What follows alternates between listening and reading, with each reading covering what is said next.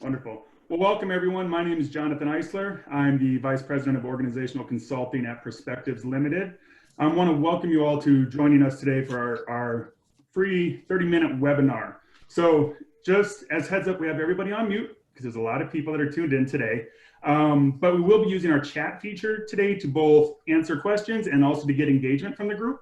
So when there are questions asked, please make sure that you do chime in using the chat feature, because we will actually use this to build a toolkit as a group today that we will be sharing with everybody after today's session.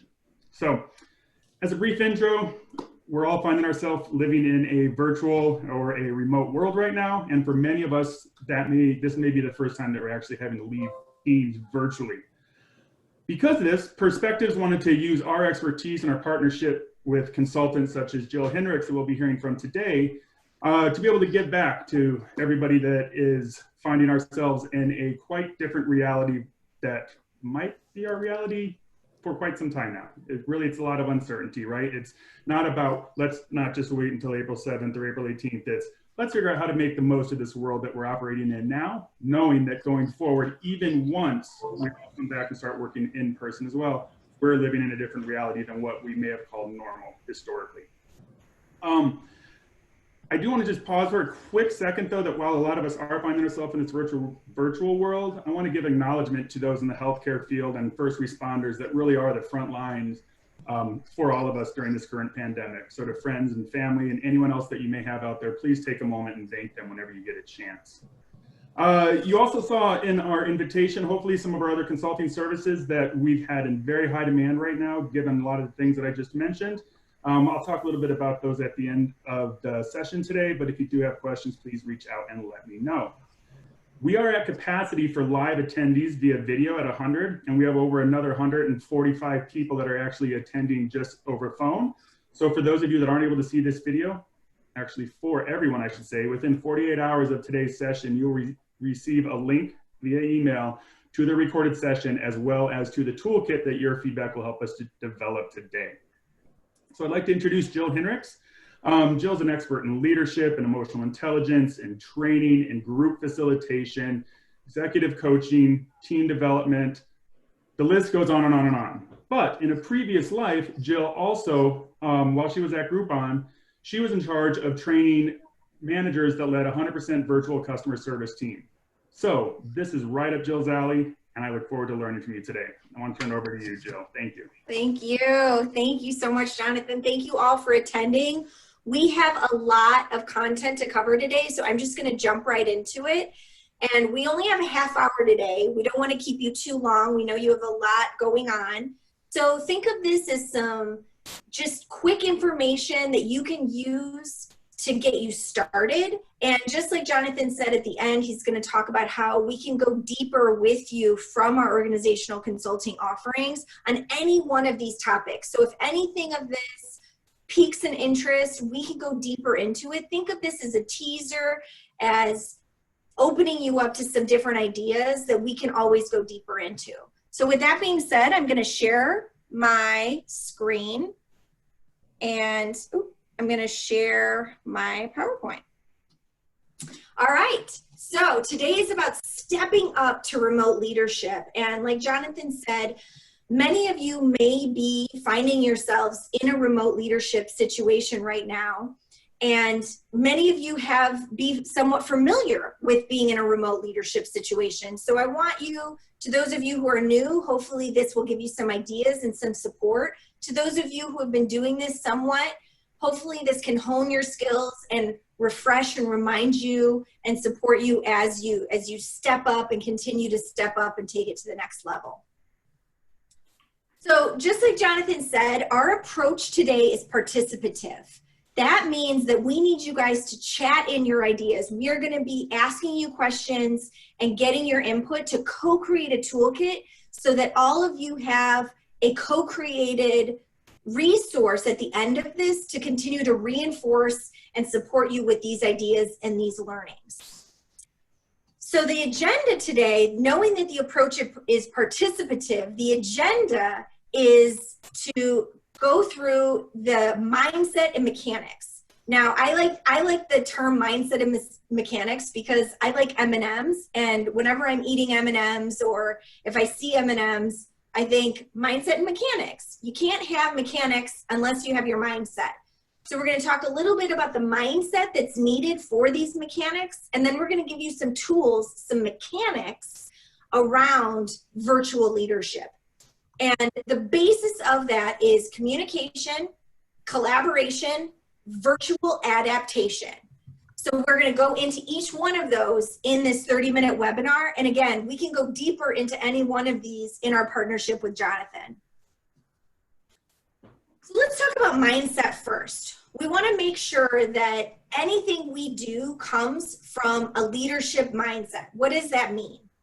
Well, as we said, mindset comes before mechanics. And I like to use the metaphor of an operating system, an OS system. Now, anything we do as leaders is an app that runs off of our mindset, that runs off of our operating system mindset. So we can't do anything that we're going to talk about, communication, collaboration, virtual leadership, without the right mindset coming into it. So I want to get you guys participating. I want you guys to get involved and answer this. Chat in. What should our leadership OS foundational beliefs be while we are stepping up to virtual leadership, especially right now while we work in this remote environment? Chat in. I want to hear from you. What does that look like? Is it a growth mindset? Is it a mindset of empathy and patience? Is it an extra mindset of driving more accountability and commitment? What does that look like and sound like to you as virtual leaders that have been doing this now for a couple weeks, that have maybe been doing it longer? We want to collect this information as a community right now. Jonathan, what are you seeing in the chats? Anything good? And a bunch of good stuff coming in here. Keep our staff connected so that they feel engaged and a sense of belonging. Emphasis on maintaining and developing relationships. Action planning to create confidence and leadership. Maintaining connection. That's a big one, right? Distance doesn't mean isolation. And those of us in remote leadership, it's so important to make sure that we are intentional about making sure that that doesn't happen, the isolation piece. Getting a lot of feedback about connection, and empathy, etc., flexibility. Yeah, these are good. Awesome. Okay. We'll go into that toolkit that we'll build after this.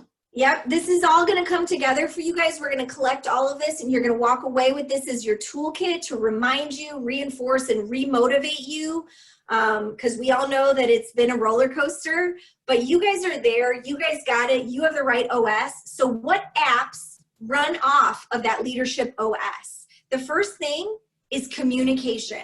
I'm calling it communication 2.0 because right now, communication is more important than ever. You guys already know this. You're already chatting in. I'm preaching to the choir. So again, a lot of this is just reinforcement and remembering to get back to those basics.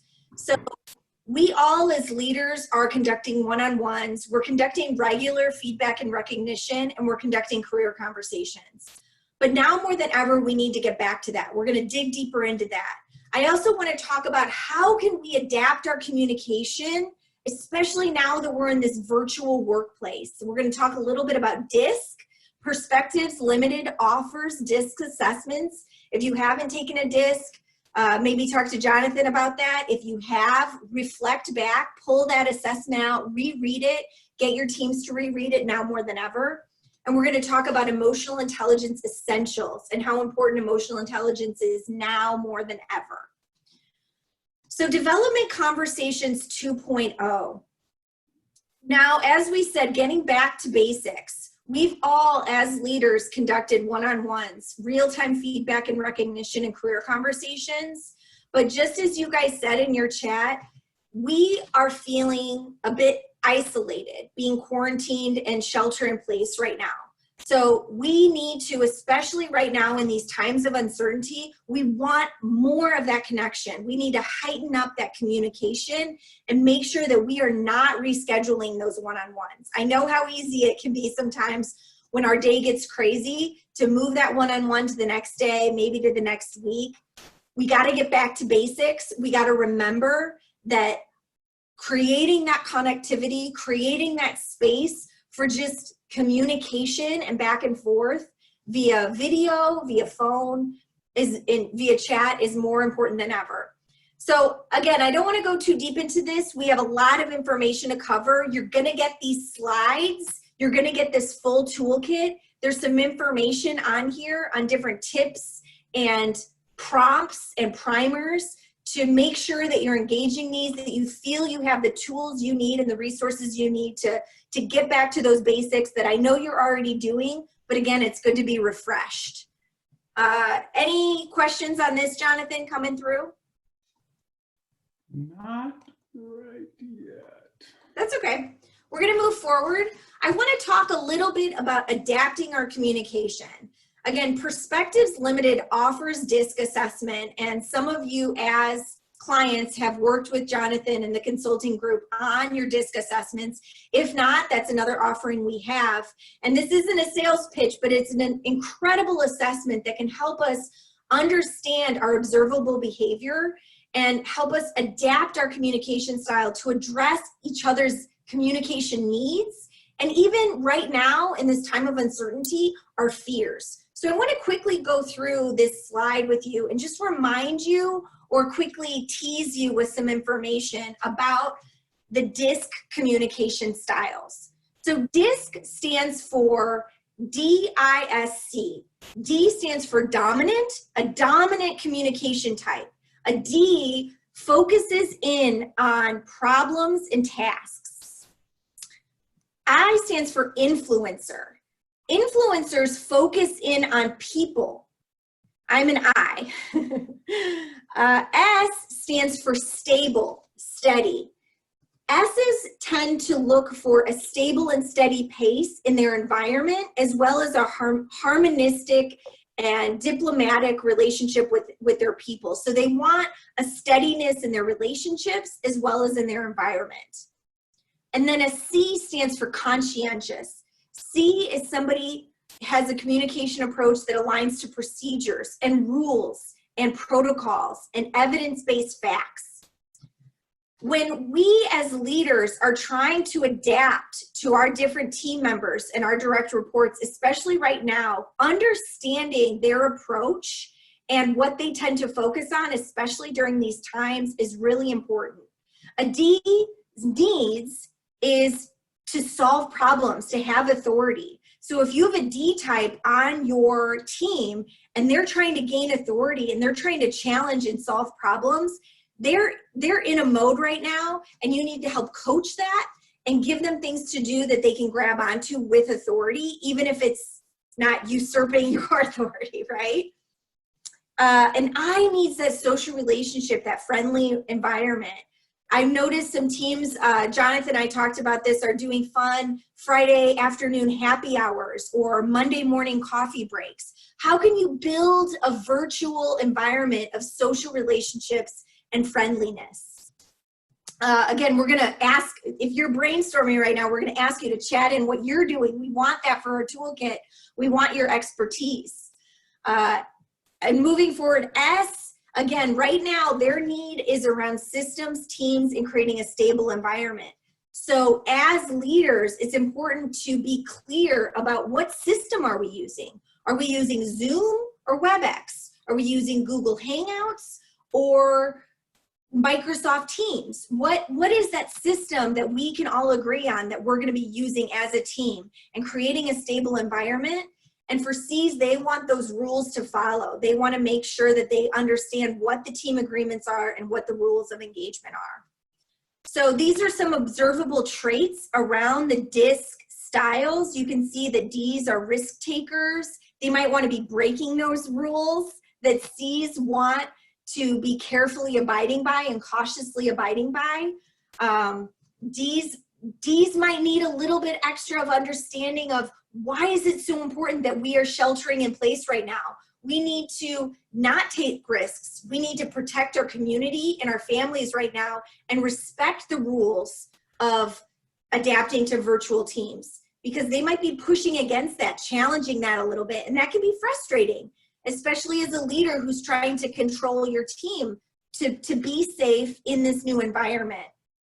I'm not going to go through all of this again and for the sake of time, but again, I just want you to remember that we all have fears too. So being aware of the different fears that might be coming up and adapting our communication, our leadership style to the needs and the fears of the different types on our teams and bringing a sense of empathy. And that's actually our next topic, which is getting back to emotional intelligence essentials. So again, a lot of this I know is repeat for you as veteran leaders, but especially now more than ever that we're adapting into virtual leadership, that we're adapting into leading remote teams, we need to bring a next level, a 2.0 level of self-awareness, self-regulation, and up our empathy game. And that means having empathy for the different styles and types on our teams, adapting to that communication need, and upping our communication, upping our approach while maintaining accountability. And we're going to talk about that next.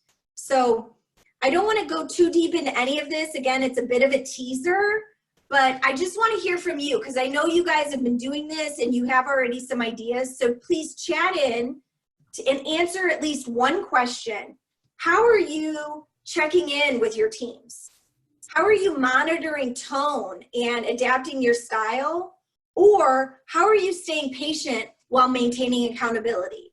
So Jonathan, who's chatting in? What do we got? Anything good for the toolkit that we can share with the community here? So there's a great comment here. Julie says, I have an S that is trying to cope with an I and a C that works for her. She is working remotely while they are in the office. The I and the C's are having difficulty working together. I have suggested that at least for a few days to have multiple conference calls with them throughout the workday. She needs to regulate so that both employees feel heard. Well said, Julie. Perfect. This is great. And this is why we want to hear from you, because you guys have so much amazing expertise in what's going in that it can share with our community. So please, we need you to share and to participate right now, because this is all going to go into a toolkit and it's going to grow based on your participation. So what you put in, you get out. So Jonathan are here to kind of spark you, but we really need you to help us understand what you want out of this toolkit and to put that into it. Jill, do you think Jill, it's good? Real quick, just one other thing that I saw came through. So I want to thank everybody. A lot of you are using the chat feature, and that's great for these ongoing questions. There is the Q&A feature though too, and I would ask that you use that if you want to put a question that hopefully we can get to later on in today's discussion, or if we can to, I'll see if I can just jump in and interrupt Jill here on this. Somebody else made a good point though. So a lot of people are talking about the need and the consistency, like you're saying, Jill, to keep that communication going or even step it up a little bit more. But somebody else made a good point here that for all staff communication that goes out, that they have one person that's designated as the communication liaison, let's call it, so that they're able to make sure that it stays positive and it stays consistent. It's like whenever we think about a crisis response plan or an incident command structure, making sure that there's one person so it's a common voice and that there's some control over that messaging. And that's very important. Absolutely. Yeah, I agree. And that goes back, I'm just going to go back into my slides really quickly, is you as a leader making sure that you are in alignment with that voice of that communication point person in your development conversation. So making sure that you're not sacrificing these conversations, but making sure that you're aligned with the messaging of the people of your leadership team, your peers and your higher ups, and pushing that message down. Again, we need to make sure that our voice is reflecting as leaders the voice of that communication point person. Well said, Jonathan. Thank you. Okay, so in the interest of time, I want to get into the next step of virtual leadership adaptation, which is collaboration 2.0. Now, a lot of you are familiar with establishing team agreements, and probably some of you do this anyway, right? We want to establish those rules of engagement, that cultural behavior and the way we interact as teams regularly.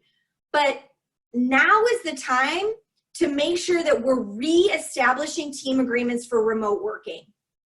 So I want to just quickly introduce a revised kind of flipped over version of Pat Lencioni's 5 dysfunction of a team, which is called the 5 characteristics of a high performing team.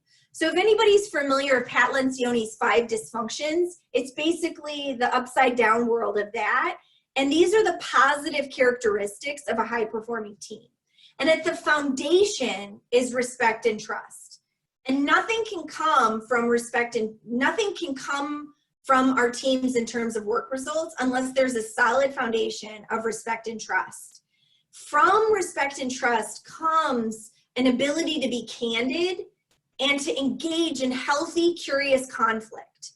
And through that healthy conflict, through that candid conversation, builds commitment. And in that commitment that we have as individuals that we've built through our relationships and through our teaming comes accountability to the work results. And then in that accountability in those deliverables, that's what creates the work results. So again, I know I'm going really fast. And again, we can dive deeper into all of these. These are little teasers to get you thinking about how can I be supporting my team now more than ever in this time of uncertainty. And here are some inquiries that you can do to help your newly remote or remote team 2.0 to make sure that you guys are reestablishing team agreements right now during this new teaming situation. So some of the questions you want to ask yourself and your team is how can we make sure that we're assuming positive intent now more than ever? Remember we talked about tone? Well, a lot can be misinterpreted through a period versus a smiley face, or in all caps versus a normal, not all caps messaging. So we want to be aware of how we are using netiquette, how we're using our tone in our emails to make sure that we're assuming positive intent and contribution. And also being willing to be open about mistakes, because we're all maybe making some mistakes and learning in this new environment. And the quicker we can admit to them and be vulnerable about that, the sooner we can learn, fix it, and iterate and make sure that we're moving forward and delivering on the business's results that we're still being held accountable to. And then making sure, yep. Well, if I can interrupt, there's a quick question here that just came through. What are some ways that we can monitor our tone? What are things we should be listening for? Or not just our tone, but what are ways we should be monitoring tone? What are things to listen for? Well, that's a great question, and it can come up in any situation.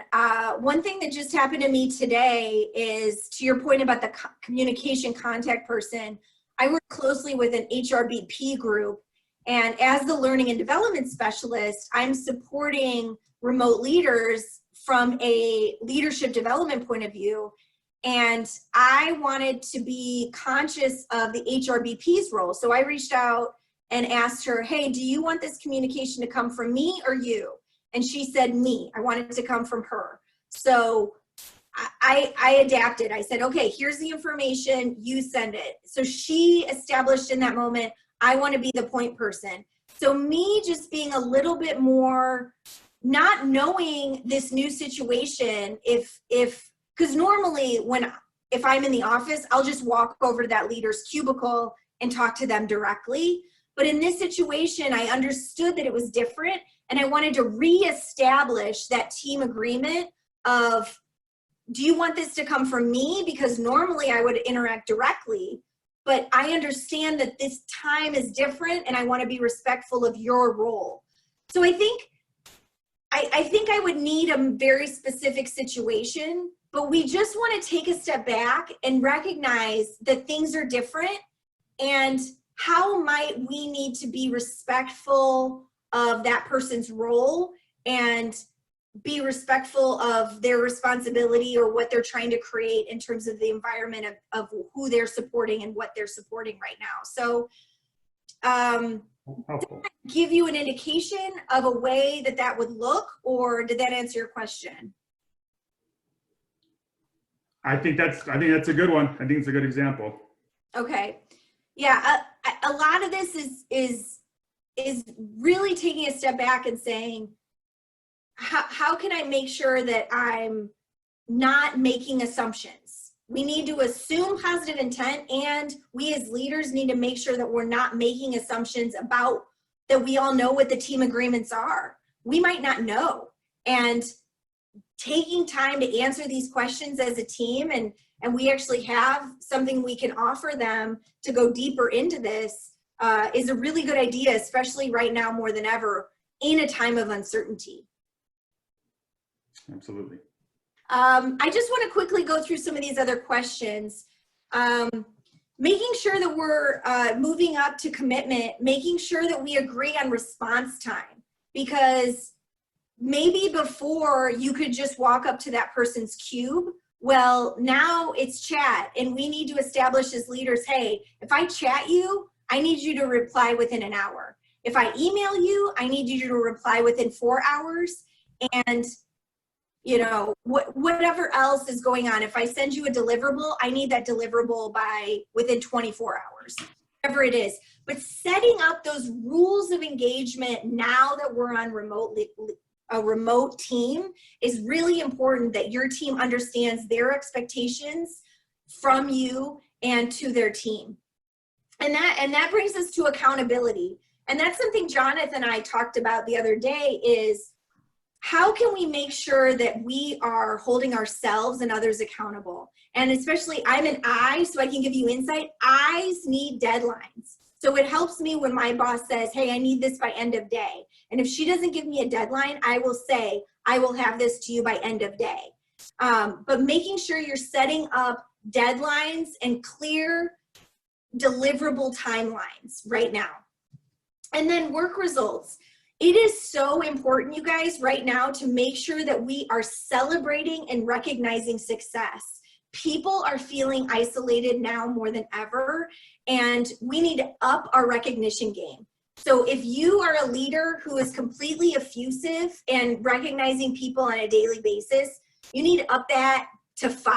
And if you are a leader who isn't used to giving recognition, you need to up that way more. People are in need of recognition and success. And if you're not feeling it, you need to check your mindset and get into the right leadership mindset, because there are studies after evidence-based studies that prove that right now more than ever, remote teaming requires recognition to a whole new level than before.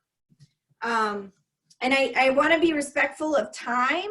So I just want to quickly get your chats in. How are you succeeding at virtual collaboration?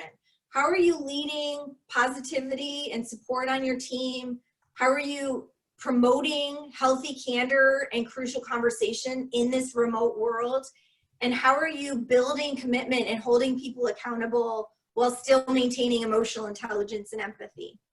What do we get? This is our toolkit, people. We need your expertise. We're getting lots of good responses and feedback we'll be adding to this toolkit. Awesome. Okay, so we're limited on time. We have about 2 minutes left. This is the last piece of the 3 pieces. We've talked about communication, collaboration, and now we are adapting into virtual leadership.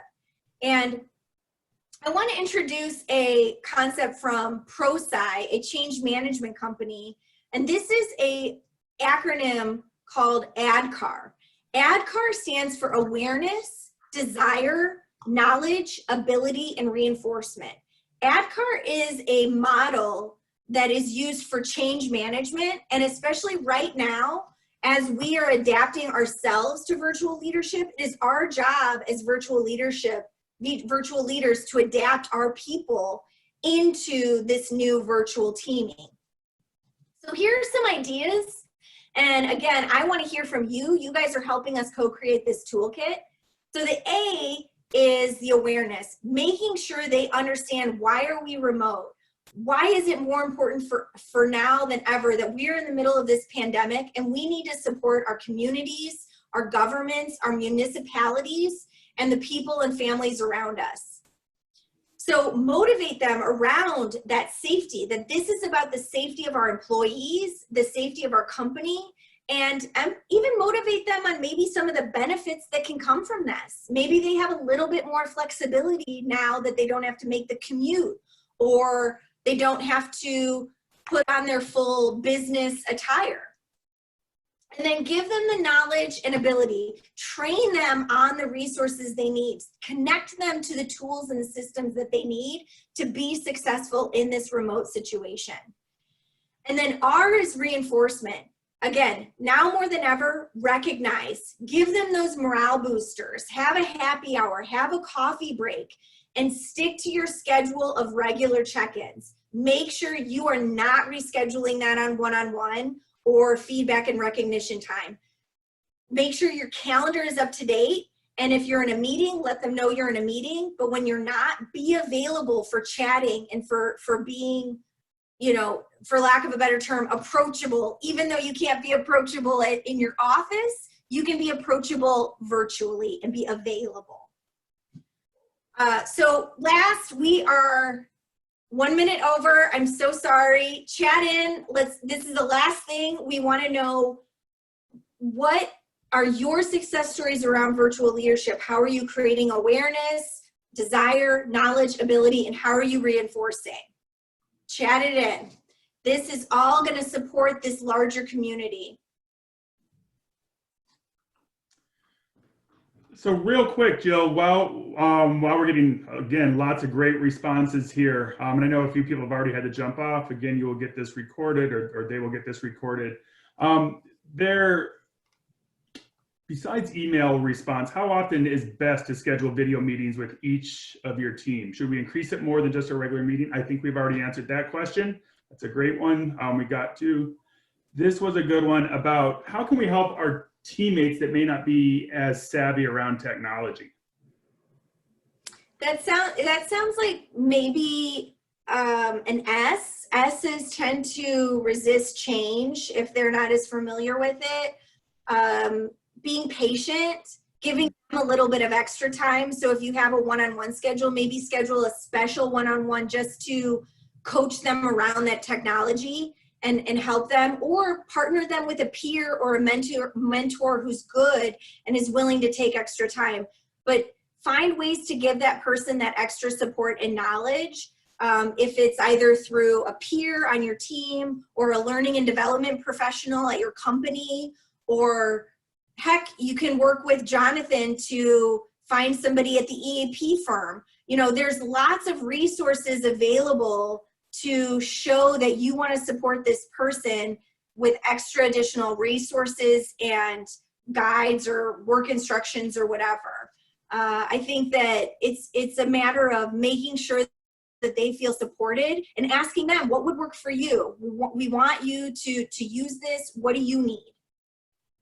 Excellent. Okay, we've got a and lot. We can, you know, Jonathan, we can even include a little coaching guide that I think would be helpful to just get to the root cause of what's holding them back. Great, good idea. All right, I'm gonna take a note of that so I don't forget. Coaching guide. I got it, it's okay. Okay. All right, so we are good. We are late. I apologize. We're 3 minutes over.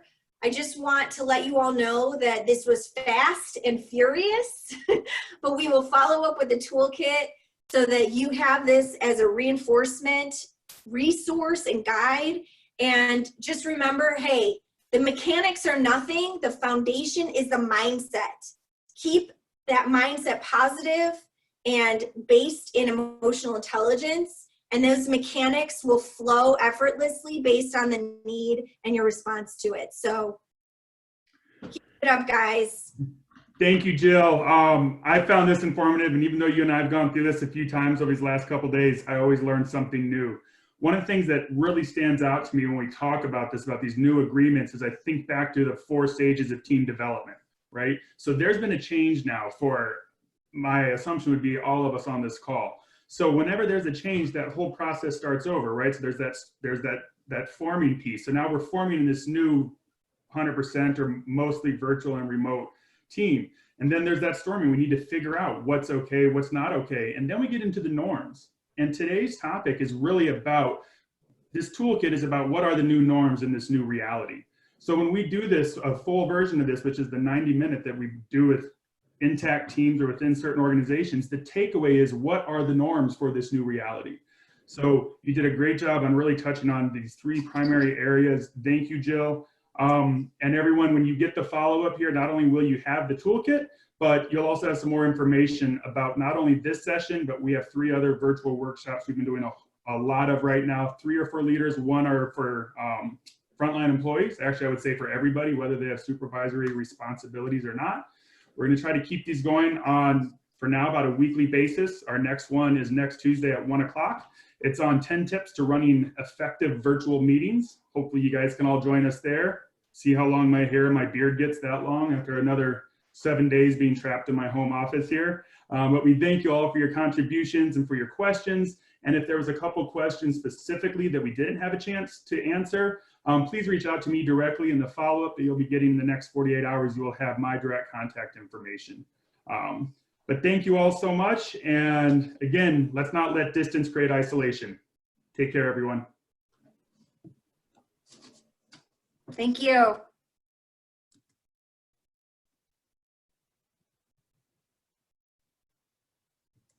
Is it done?